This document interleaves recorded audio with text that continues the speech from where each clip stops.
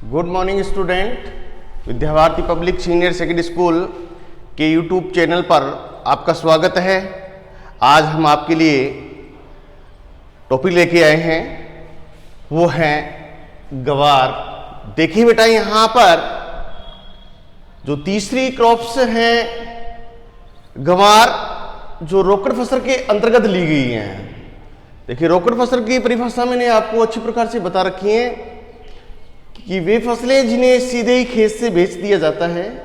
यदि किसान बेचने में देरी कर देता है तो उसके गुणों में कमी आ जाती है। जिस प्रकार से गवार है, तो गवार के अंदर जो गवार ग्राम है उसकी परसेंट मात्रा कम हो जाती है, जिससे किसान को अच्छी आमदनी प्राप्त नहीं होती है। तो देखिए बेटा, यहां पर रोकड़ फसल है, तीसरे नंबर पर है गवार है। यहां पर देखिए, जिसको आप लोग रोकड़ फसल के अंतर्गत ले रखा है गवार। देखिए, जिसको आप लोग अंग्रेजी भी देखिए, GUAR। अन्य नाम है इसको, किस नाम से जानते हैं? Cluster bean. किसके नाम जानते हैं? क्लस्टर। ये देखिए आप लोग, TAR, क्लस्टर बीन। ये देखिए बेटा, क्लस्टर बीन। गवार कह दो, GUAR, गवार, CLUSTAR, क्लस्टर। ये देखिए, क्लस्टर, CLUSTER, क्लस्टर बीन। ठीक है ना, क्लस्टर बीन। ये देखिए बेटा, इसकी स्पेलिंग भी देख लीजिए आप लोग। कई बार आप क्या करते हैं कि गलत कर देते हैं और आपका प्रश्न पूरा गलत हो जाता है, इसलिए आप लोग ध्यान रखिए। इस गवार को हम क्लस्टर बीन के नाम से भी जानते हैं। इसका वानस्पतिक नाम देखिए, क्योंकि अन्य फसलों में हमने बॉटनिकल देखा है, तो इसमें भी हम बॉटनिकल नेम देख रहा है। देखिए बेटा, ये खरीफ ऋतु की फसल है। कौन सी ऋतु की है? खरीफ। देखिए आप लोग, खरीफ बड़ा लिख दीजिए आप लोग, खरीफ, खरीफ ऋतु की फसल है, खरीफ ऋतु की फसल है। ठीक है। इसका वानस्पतिक नाम है साइमोप्सिस। आप लोग ई कर सकते हैं या य कर सकते हैं। साइमोप्सिस, साइमोप्सिस या साइमोप्सिस कर सकते हैं। ये देखिए आप लोग, सा य मो आधा प और सिस। ये देखिए आप लोग, cyamopsis tetra, tetra, tetragonoloba. ये देखिए, ये नाम है बेटा इसका। ठीक है, क्या नाम है? साइमोप्सिस टेट्रागोनोलोभा। इसका बॉटनिकल नेम है। क्या है? वानस्पतिक नाम। यहां पर इसके पास से गुजारना है, इसकी अंडरलाइन को देखिए आप लोग, इस प्रकार से गुजारना है आपको। ठीक है, इससे वंश और जाति का पता चल जाता है। ये देखिए बेटा। ठीक है, इसके बाद में देखना, इसका परिवार कौन सा है? कौन सा है? फेबेसी है। फेबेसी, क्योंकि ये लेग्युमिनेसी कुल की है, या आप दलहनी कुल कह सकते हैं। ये इस कुल से बिलोंग करती है। कौन? गवार करता है।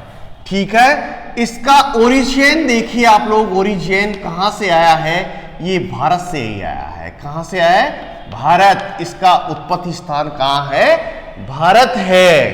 तो देखिए बेटा, इसका इंपोर्टेंस देखना आप लोग कि इसका इंपोर्टेंस क्या है, इसके बारे में आप लोगों को पता होनी चाहिए। ठीक है, देखिए बेटा, पहला गवार दलहनी, दलहनी फसलों में फसलों में सबसे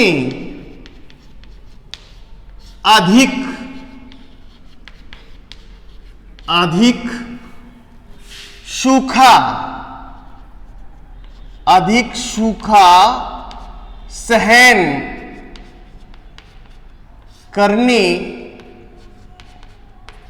की क्षमता रखता है। ये देखिए बेटा, पहला इसका इंपॉर्टेंस देखिए कि गवार दलहनी फसलों में सबसे अधिक सूखा सहन करने की क्षमता रखता है। तो यहां पर देखेंगे बेटा, इसलिए किसान को यहां बोना बहुत अति आवश्यक है।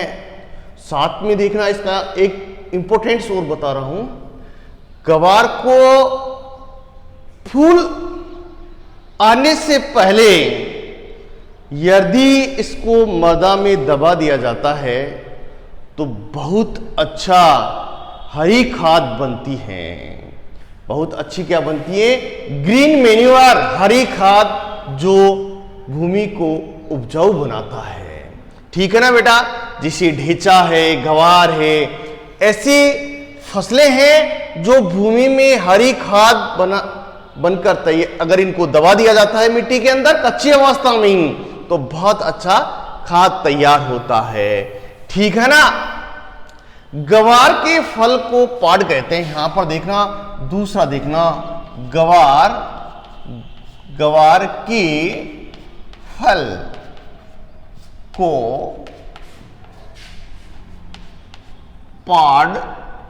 पाड़ कहते हैं। यहां पर देखना है, इसका हिंदी सही शब्द पाड़ ही बनता है, वैसे अपन पोड बोलते हैं। पीओडी, पोड मीन्स फली। क्या इसका हिंदी क्या बना रहे हैं? फली बनता है। पाड़ का क्या बन गया? फली बन गया। तो गवार के अंदर फली आती है ना, तो यह ध्यान रखना, गवार के फल को हम क्या कहते हैं? पॉड कहते हैं। ठीक है ना?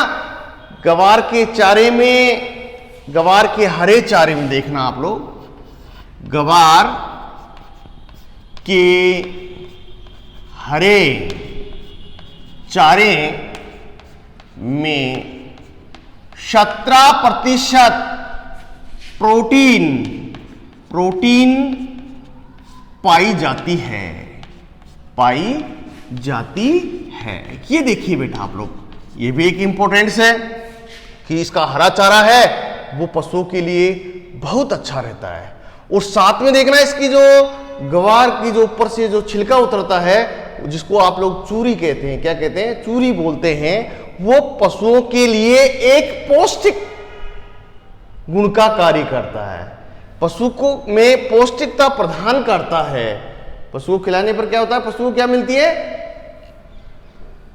उसका पाचन बहुत बढ़िया हो जाता है, पशु हष्ट-पुष्ट हो जाता है। इसके बाद में देखना, नंबर 4 पर देखना, गवार के दाने में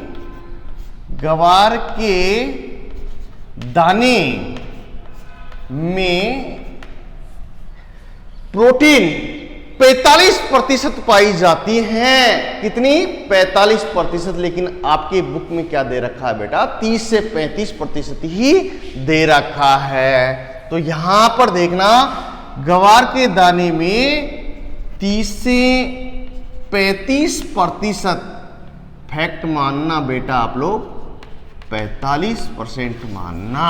ये देखिए आप लोग, गवार के दाने में 30 से 35%, लेकिन इसका फैक्ट क्या है? 45% प्रोटीन पाई जाती है। ये देखिए आप, जाती है। ठीक है? इसके बाद में यहां पर देखना कि गवार के अंदर जो गम है वो कितना पाया जाता है? गवार में गम कितना होता है? देखिए आप लोग, गवार में गम देखिए आप लोग, गवार में गम का अर्थ होता है गोंद। गम का अर्थ क्या होता है? गोंद होता है बेटा। ठीक है ना। तो ये ध्यान रखना, इसके अंदर कितना पाया जाता है, 33% पाया जाता है। गंवार में गम 33% पाया जाता है। इसका इंपोर्टेंट बहुत ज्यादा है बेटा, किसका, गम का। देखना आप लोग, गम से बहुत, जैसे कागज उद्योग है, औषधीय उपयोग है, कपड़ा उद्योग है, सौंदर्य प्रसाधन है, इनमें उपयोग किया जाता है। तो यहां पर मैं आपको इस गंवार गम के बारे में यहां लिखकर बता देता हूं कि इसका उपयोग, गंवार गम का उपयोग औषधीय निर्माण, गंवार गम का उपयोग औषधीय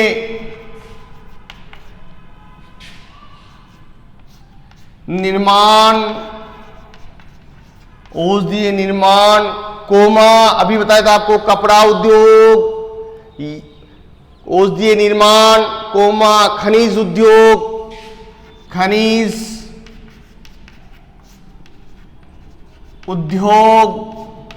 कपड़ा उद्योग,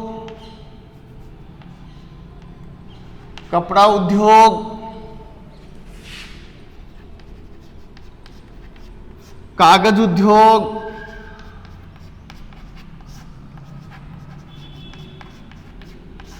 व सौंदर्य प्रसाधन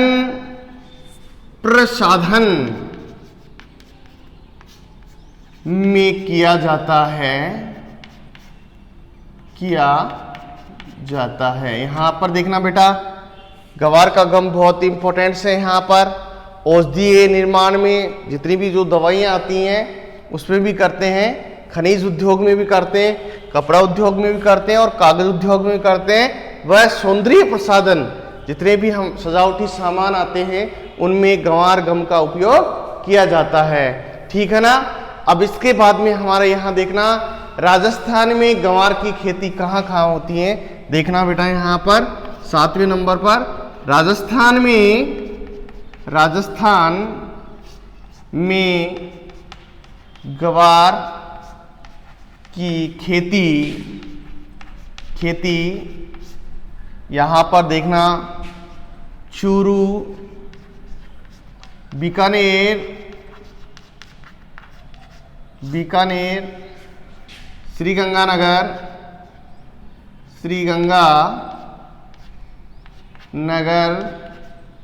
श्रीगंगानगर, यहाँ देखना, चूरू है, बीकानेर है, श्रीगंगानगर है, नागौर, ठीक है, नागौर। इसके बाद में देखना, यहाँ पर जोधपुर है, पाली है, जोधपुर,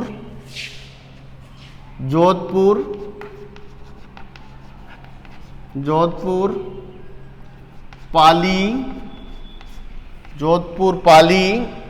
नागौर, जोधपुर, पाली, जैसलमेर, जोधपुर, पाली, कोमा, जैसलमेर आदि जिलों में गंवार की खेती सफलतापूर्वक की जाती है। ठीक है बेटा। यहां पर देखना, राजस्थान में एक बार देखना आप लोग, चूरू, बीकानेर, श्रीगंगानगर, नागौर, जोधपुर, पाली और जैसलमेर आदि जिलों में गंवार की खेती की जाती है। क्योंकि एक बार आप लोगों को ये पता होना चाहिए, कभी कभार कोई पूछ लेता है आपसे कि इसकी खेती राजस्थान में कहाँ कहाँ होती हैं, तो अपन लोगों को पता होना चाहिए। तो ये ध्यान रखना, इसका इम्पोर्टेंस है, आप लोग अच्छी प्रकार से देख लेना। इसमें जेट का प्रश्न है, ये देखिए, ये भी जेट का प्रश्न बन रहा है यहाँ पर, और ये भी जेट का प्रश्न बन रहा है। ये देखिए बेटा, आप लोग अच्छी प्रकार से, ये भी जेट का प्रश्न बन रहा है। यहाँ 3-4 और इसका ये वानस्पतिक नाम ही, क्योंकि लंबा नाम है लेकिन याद करने में बहुत अच्छा है, तो यहाँ पर साइमॉप्सिस ट्रेटा गोनोलोबा, नाम बड़ा है लेकिन याद करने में ज़्यादा दिक्कत नहीं आएगी। एक बार आप लोग बेटा इसको अच्छी प्रकार से लिख कर देख लेना, अपने आप ही याद आ जाएगा। साइमॉप्सिस ट्रेटागोनोलोबा, ठीक है ना, ट्रेटागोनोलोबा। कोई बड़ा नाम होने से ज्यादा दिक्कत नहीं आएगी, इसको आप लोग 2 या 3 बार लिखना। देख आप लोग देखिए, इसको उतार के एक बार उतारा, फिर उसको बिना देखे आप लोग बोलिए, अपने आप नाम याद हो जाएगा, ठीक है। साइमॉप्सिस ट्रेटागोनोलोबा, ठीक है। आगे चलते हैं हम। इसका परिवार था फेबेसी और इसका जन्म स्थान है भारत है। यहां पर हम इसका इंपॉर्टेंस देखा कि गवार दलहनी फसलों में सबसे अधिक सूखा सहन करने की क्षमता रखता है। गवार के फल को हम पाड़ कहते हैं। गवार के हरे चारे में कितना % प्रोटीन पाया जाता है, यहां पर 17% दे रखा है।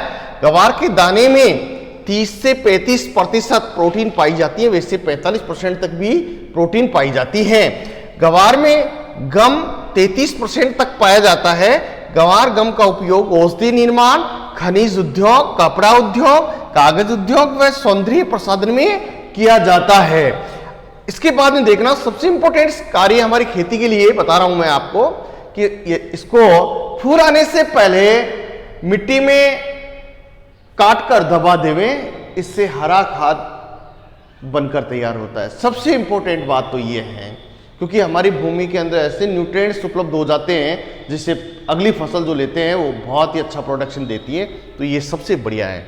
जैसे बहुत सारे किसान क्या कर रखे हैं, जैसे अंतिम तक टमाटर की खेती कर रहे हैं और अब गवार की जो फसल है वो लेट होने पर क्या करेंगे, टमाटर की फसल पर क्या बो देंगे, गवार बो देंगे। तो बहुत सारे किसान तो क्या करते हैं कि लालच में आकर क्या करते हैं कि चलो गंवार हो जाएगा तो उसको बेच देंगे अपन, लेकिन बहुत सारे किसान क्या करते हैं, देखा है, मैंने खुद ने देखा है, आप भी देखते होंगे, बहुत सारे किसान क्या करते हैं कि गंवार थोड़ा बढ़ गया और उसको ट्रैक्टर के माध्यम से जुताई करके उसको मिट्टी में दबा देते हैं। इससे बहुत अच्छा, अभी तो फिलहाल जैसे गंवार उत्पन्न होगा, प्रोडक्शन होगा, तो आप लोगों को कुछ लाभ ही प्राप्त होगा, उससे ज्यादा अगली फसल में आपको लाभ होगा। इसलिए गवार को कच्ची अवस्था में मिट्टी में दबा देवें, तो कुछ दिनों के बाद में वो सड़कर क्या हो जाता है, हरी खाद में बदल जाता है और भूमि के अंदर ऐसे लाभदायी बैक्टीरिया हो जाते हैं जो भूमि का जुताई है, कटाई है, सारा काम वो बैक्टीरिया करने लग जाते हैं और उसमें न्यूट्रिएंट्स, नाइट्रोजन है, फास्फोरस है, ये जितना पोटेशियम ही है, ये जितने भी हमारे न्यूट्रिएंट्स हैं, माइक्रो न्यूट्रिएंट्स हैं, वो भूमि को उपलब्ध कराने का कार्य भी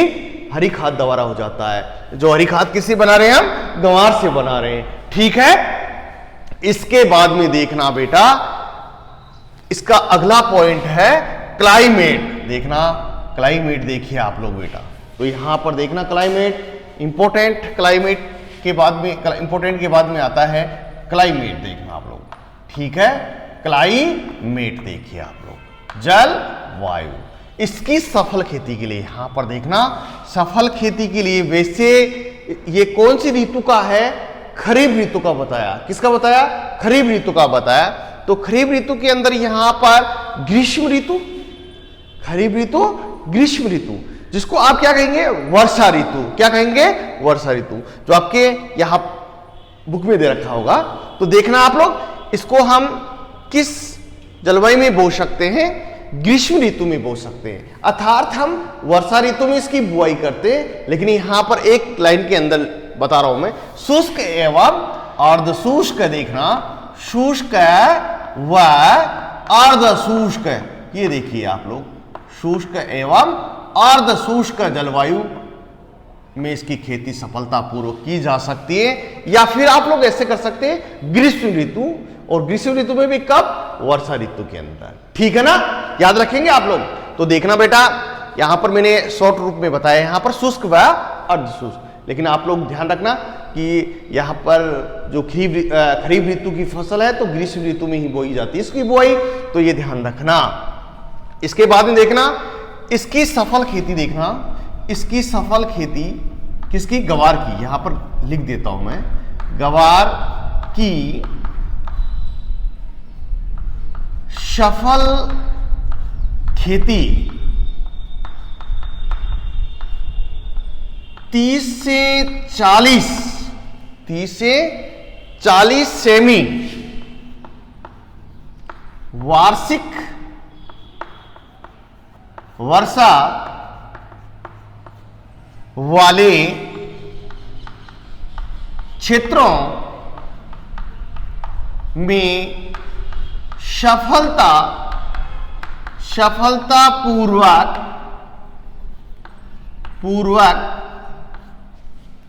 कबार की सफल खेती 30 से 40 सेमी वार्षिक वर्षा वाले क्षेत्रों में सफलतापूर्वक की जा सकती है।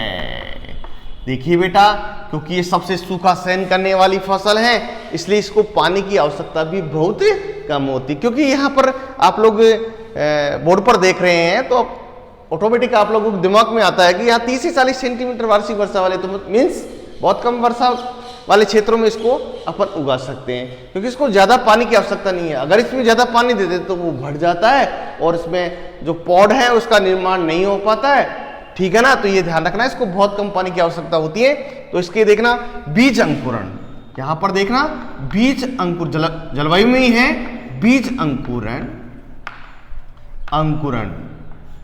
अंकुरण के लिए कितनी डिग्री सेंटीग्रेड की आवश्यकता होती है?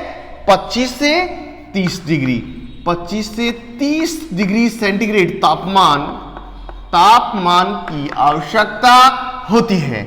यहां पर देखिए बेटा, बीज अंकुर गवार का जो बीज अंकुरण है वो 25 डिग्री से 30 डिग्री सेंटीग्रेड तापमान की आवश्यकता होती है। अगर इससे कम होता तो जर्मिनेट नहीं होता है, तभी तो यहाँ पर ग्रीष्म ऋतु के अंदर इसको बुआई की जाती है।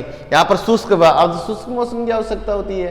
तो ये ध्यान रखिए, जैसे अब चल रहा है ये मौसम, ठीक है, ये जो 25 डिग्री से 30 डिग्री सेंटीग्रेड तापमान प्रेजेंट के अंदर है। तो यहां पर देखना जड़ वह कितना किसका, यहां पर देखना जो बीज अंकुरण है वो 25 से, यहां पर दोनों का दे देता हूं मैं, ये देखिए बेटा, यहां दोनों बना दो आप लोग। बीज अंकुरण व जड़ विकास, ये लो साहब, जड़ विकास, क्योंकि इसकी जड़ों में क्या पाया जाता है? नोट्स पाया जाता है। जड़ विकास के लिए 25 से 30 डिग्री सेंटीग्रेड तापमान की आवश्यकता होती है। दोनों का काम हो गया, अंकुरण का भी हो गया और जड़ विकास का भी हो गया, ठीक है। इसकी जड़ों का विकास भी कितनी डिग्री पर होता है? 25 डिग्री से 30 डिग्री सेंटीग्रेड तापमान की आवश्यकता होती है। तो ये था क्लाइमेट। इसके बाद में देखना मृदा, देखना बेटा क्या है मृदा, देखिए आप लोग मृदा, ठीक है, ये मृदा का पॉइंट है। तो इसकी सफल खेती के लिए यहां पर मैं बता रहा हूं आपको उच्च उर्वरता,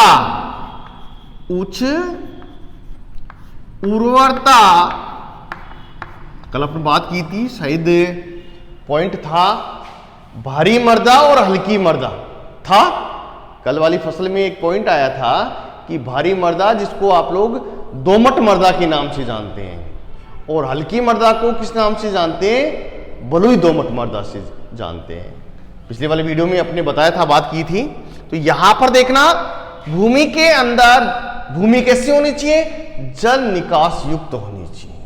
यहां पर एक पॉइंट यदि आप और जोड़ना चाहें तो आप लोग जोड़ सकते हैं, क्या कि भूमि जल निकास युक्त हो और उच्च उर्वरता वाली दोमट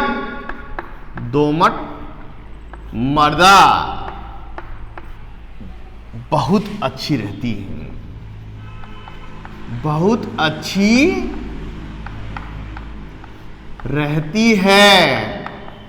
ये देखिए बेटा, ठीक है, यहां पर मृदा जल निकास युक्त होनी चाहिए, उच्च उर्वरता वाली दोमट मृदा बहुत अच्छी रहती है। भूमि का पीएच मान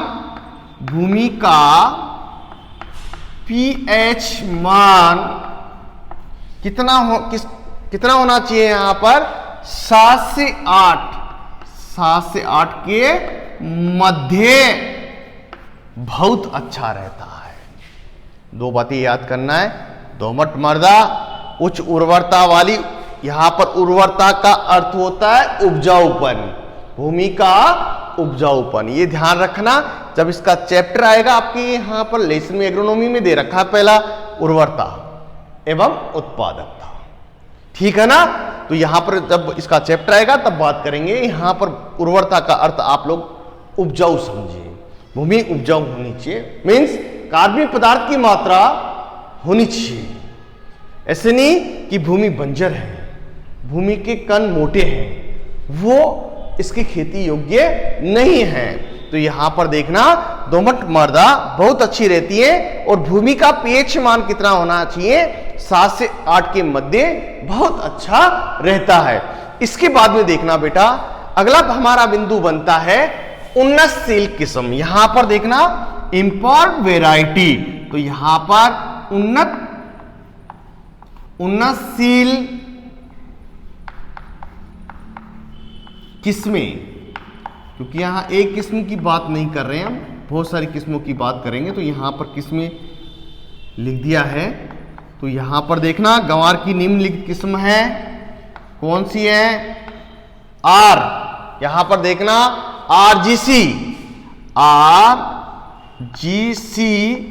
900 कितना 936, ये ध्यान रखना, कई बार आया हुआ है आरजीसी 936 और 1002, आरजीसी 1002, यहां कितनी है आरजीसी 1002, यहां पर 1066 देखिए आप लोग, ये किस्म भी किसकी है, गवार की है, ठीक है। इसके बाद में देखना आरजीसी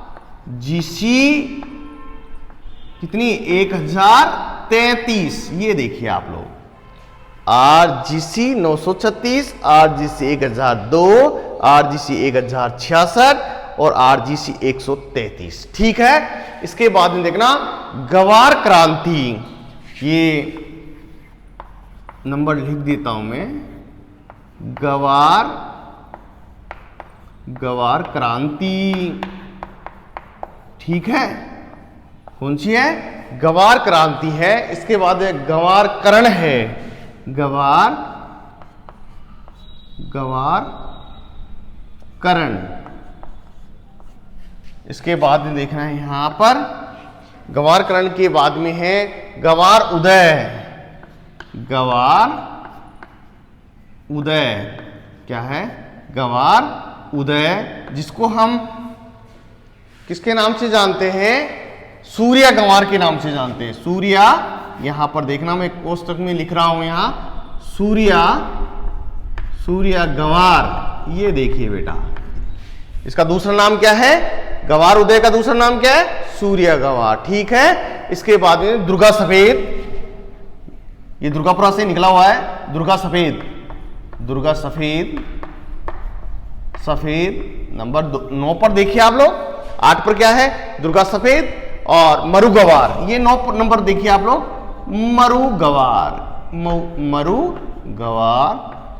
मरुबहार, ये देखिए आप लोग, पूषा मौसमी, देखना आप लोग, पूषा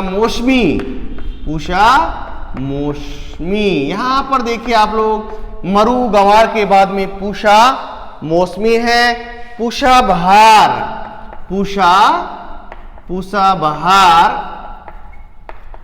इसके बाद में देखना नवबहार, यहां पर पूषा बहार, नवबहार, है ना।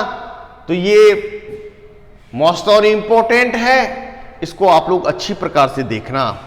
आरजीसी 936, आरजीसी 1002, आरजीसी 1066, आरजीसी 1033, गंवार क्रांति, गंवार करण, गंवार उदय, जिसका नाम दूसरा क्या है, सूर्य गंवार, दुर्गा सफेद, मरु गंवार, पूषा मौसमी, पूषा बहार और नवबहार, क्या पूषा है। ये आगे क्या लगाएंगे, पूषा लगाएंगे, क्योंकि ये आईसीआर से निकला हुआ है, तो इसको आगे क्या दे दिया, पूषा नवबहार,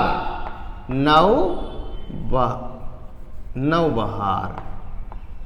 ठीक है, यहां पर नीचे लिख लो बहार, पूषा नवबहार। यह को गड़बड़ कर दिया ना, नवबहार, नवबहार, पूषा नवबहार। ये ध्यान रखना, ये आपके जितनी भी याद हो सके बेटा, इसको आप लोग याद करना, वेरी वेरी मोस्ट इंपॉर्टेंट है।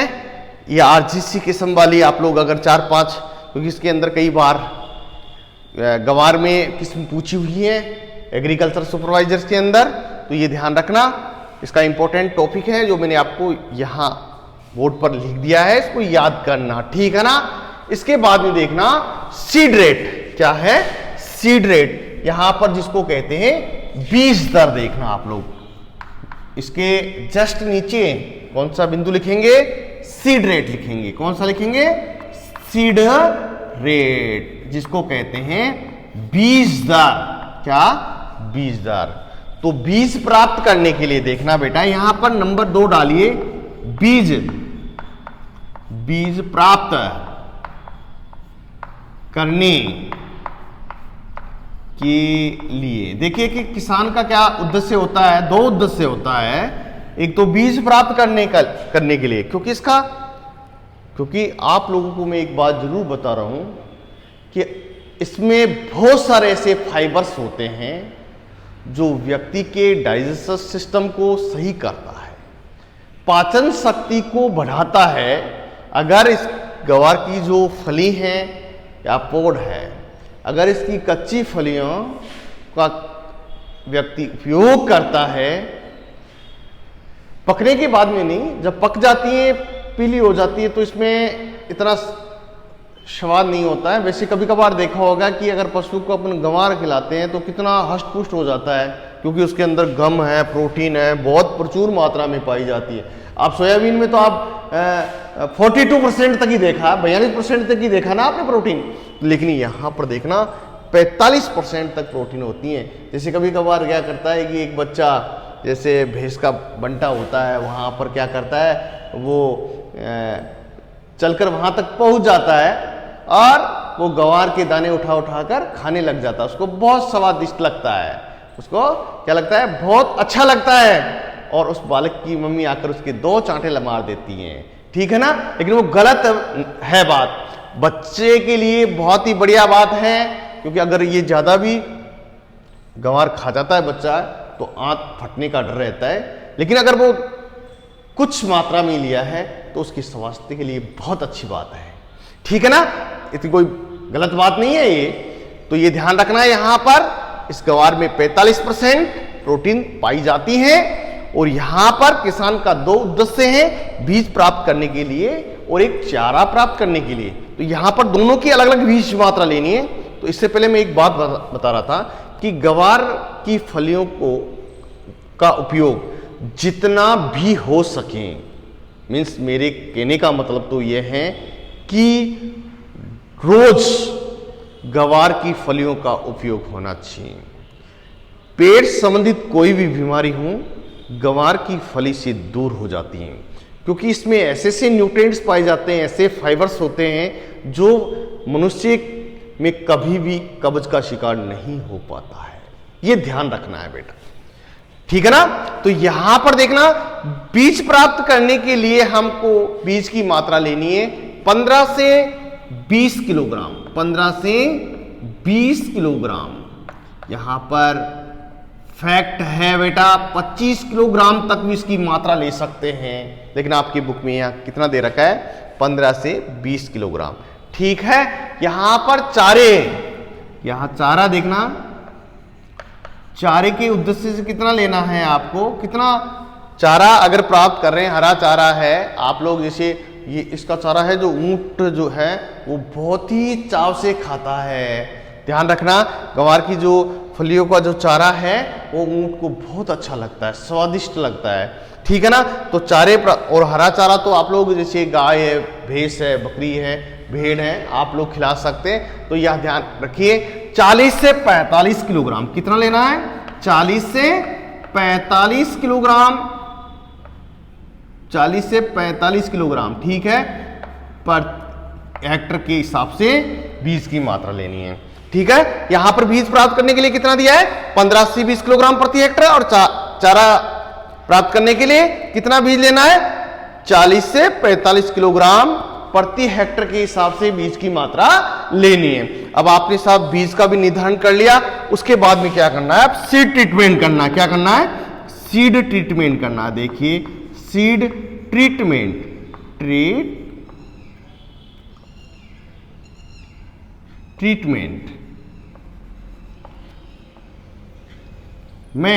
बीजोपचार, हिंदी में क्या है, बीजोपचार। तो देखना, बीज को बोने से पहले मैं आपको बता ही देता हूं, बीज को बोने से पहले, बीज बोने से, इसको शॉर्ट और कर देते, बीज बोने से पूर्व, बीज बोने से पूर्व, बीज बोने से पूर्व 1 किलोग्राम एग्रोमाइसिन, कितना से पहले प्रति किलो बीज, प्रति किलो बीज क्या लेना है, 1 किलोग्राम एग्रोमाइसिन, कितना, 1 किलो, या सॉरी आप लोग ऐसे लिख सकते हैं, से पहले प्रति किलो बीज को 250 ppm, बीज को 250 ppm, 250 ppm है ना, आप लोग ग्राम मत लीजिए, 250 ppm कर दीजिए, 250 ppm, ठीक है, पार्ट पर मिलियन, ठीक है ना।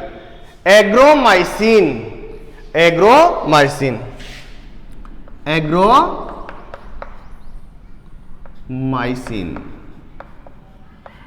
देखिए बेटा ये बहुत ही कवकनाशी दवा है, एग्रोमाइसिन इंपॉर्टेंट दवा है, आप लोग गलत ना करें। तो देखिए ध्यान रखना, ये फंगीसाइड है, एग्रोमाइसिन है, 250 ppm एग्रोमाइसिन से उपचारित करें, तो इससे जो भी फंगीसाइड्स रोग हैं वो खत्म हो जाते हैं। या आप लोग, या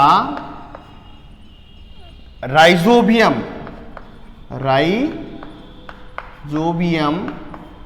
कल्चर, या पीएसबी,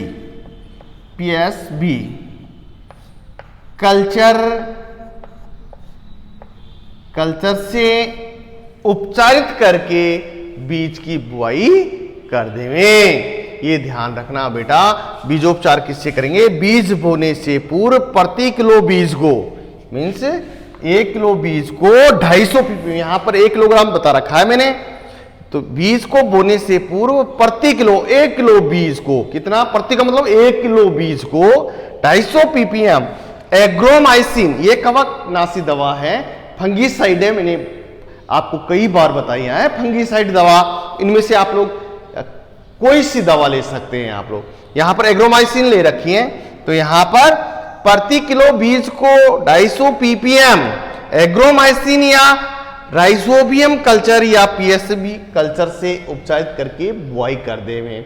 इससे जो मृदा जनित है और बीज जनित रोग हैं वो नष्ट हो जाते हैं। ये देखना बेटा, ये आपका जो सीड ट्रीटमेंट हो गया, इसके बाद में जो अगला पॉइंट है वो हम कल बताएंगे। तो देखिए बेटा, इसको एक बार देख लेना कि गवार को हम क्लस्टर बीन के नाम से जानते हैं, ठीक है, CLUSTERBEN, cluster bean, botanical Cyamopsis tetragonoloba, इसका परिवार है फेबेसी, ओरिजिन इसका भारत है, क्लाइमेट यहां पर शुष्क व अर्ध शुष्क बता रखा है, क्योंकि यहां पर ये कौन सी ऋतु की फसल है, खरीफ ऋतु की फसल है। तो खरीफ ऋतु को आप लोग किस ऋतु में बोएंगे, वर्षा ऋतु में बोएंगे। किस में बोएंगे, वर्षा ऋतु में कह दो या ग्रीष्म ऋतु में कह दो आप लोग। तो यहां पर मैंने शॉर्ट रूप में लिख दिया है, यहां पर शुष्क व अर्ध शुष्क। तो यहां पर देखना, ये गवार की जो सफल खेती है वो कितना सेंटीमीटर, 30 से 40 सेंटीमीटर वार्षिक वर्षा वाले क्षेत्रों में सफलतापूर्वक उगाया जा सकता है। इसके बीज अंकुरण व जड़ विकास के लिए कितना डिग्री बताया था, यहां 25 डिग्री से 30 डिग्री सेंटीग्रेड तापमान की आवश्यकता होती है। आगे चलिए बेटा, यहां पर देखना, यहां पर कुछ पर्सन मैंने यहां बताया था कि ये जेट वाले पर्सन है, तो यहां पर मैंने लिख दिया है, यहां पर जॉइंट इंटरेस्ट टेस्ट बता दिया है, तो अच्छी प्रकार से देखना और इसको याद करना।